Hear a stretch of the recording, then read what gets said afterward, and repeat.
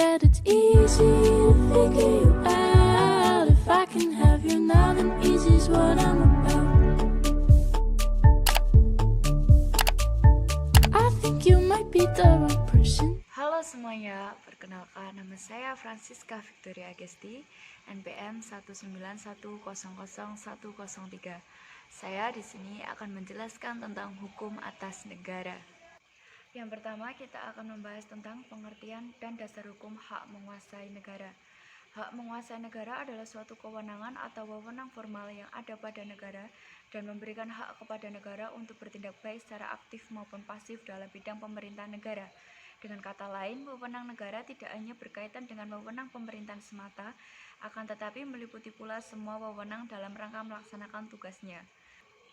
Tanpa adanya penguasaan negara, maka tidak mungkin tujuan negara yang telah ditetapkan dalam konstitusi atau undang-undang dasar dapat diwujudkan. Namun demikian, penguasaan oleh negara itu tidak lebih dari semacam penguasaan kepada negara yang disertai dengan persyaratan tertentu. Pada dasarnya, pemberian kekuasaan bisa dibedakan menjadi dua macam, yaitu yang pertama, pemberian kekuasaan yang sifatnya atributif.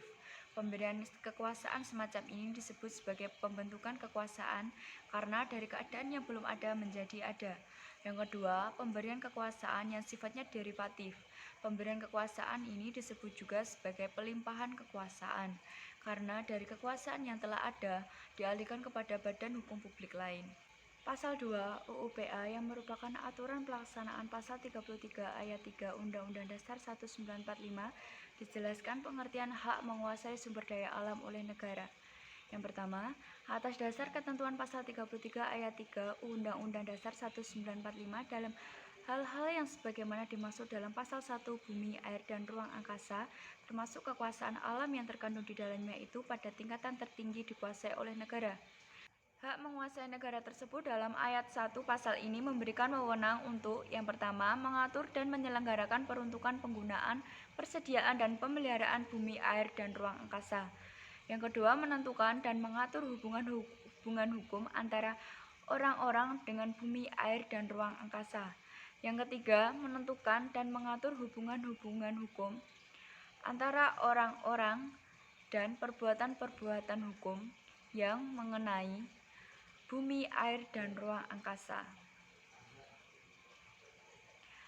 Yang kedua, wewenang yang bersumber pada hak menguasai dari negara tersebut pada pasal 33 ayat 2 digunakan sebesar-besarnya untuk kemakmuran rakyat dalam arti kebangsaan, kesejahteraan, kemerdekaan dalam bermasyarakat, dan hukum Indonesia yang merdeka, berdaulat, adil, dan makmur. Yang ketiga, hak menguasai dari negara tersebut di atas pelaksanaannya dapat dikuasakan kepada daerah-daerah swasta dan masyarakat-masyarakat hukum adat, sekedar diperlukan dan tidak bertentangan dengan kepentingan nasional, menurut ketentuan-ketentuan peraturan yang berlaku. Sekian yang bisa saya sampaikan, kurang lebihnya mohon maaf. Terima kasih.